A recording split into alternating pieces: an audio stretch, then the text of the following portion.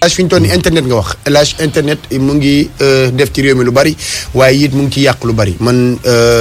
démb ci guddi sama xol dafa naqari lool ci benn femme bu ma gis Elage ñu ne dafa sàcc mais Elage femme bi dafa sàcc mais li ñu ko def yaakaar naa ni duñ ko def nit xaw ma ana waa droit de l'homme xaw ma ana nit ñi xool lu baax ci réew mi di ko wax mais Elage lu ñaaw ku jigéen ku sàcc ñu teg ko di ko tëral vilipande ko àdduna yëpp teg ci seen bët mu nekk loo xam ne ci internet bi la xewee rafetul ci gàttal mais xam nga nit ñi parfois moo tax jeunesse bi il faut que ñu xar suñu tànk tubéy def ca investissement yi war surtout à bas âge d'abord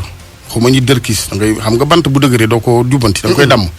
da ngay commencer ci case des tout petits primaire gi jëm kaw ñu def xar suñu tànk tubéy ba lenn li ne ci ñoom lu ko mooy li muy indi mooy yenn ci ndaw du ñëpp ñoo xamante ni ñoom foog na ni bu asamaan doon daan suñu tee ko mais lu ci mën di am jigéen ak góor xale mag màgget ak jeunesse gis nga nit boo ndëbbalee sa moroomu jullit ay ayibam rek suñu borom ëllëg xam nga ëllëg fi ngay soxlaa nag ñu nëbbal la parce que foofu moom dara du ko ump boobaa yow yaa ngi bëgg nag ñu nëbbal la say ayib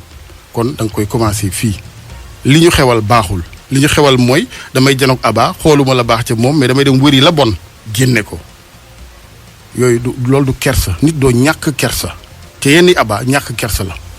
ñàkk kersa weesuwul xamal nit lu bon di ko wax léeg-léeg nga gis sax lu safaan ci nit yow da ngay am kersa yow nga sëgg mais léegi kersa moo réer ci réew mi dëgg la de loolu nag ci gàttal daal baaxul jigéen dañ koy suturaal ak lu mu mënti def quand même mais dañ koy suturaal lu mu mënti def jigéen dañ koy suturaal loolu koy aba jeexal nay wax leneen lu ci waaye def nag ca nag doo ko def nii rek gis nga boo toroxalee nit da nga torox balaa ngaa wuy sa borom di nga torox sa àddina xaaral sa bopp maa la ko wax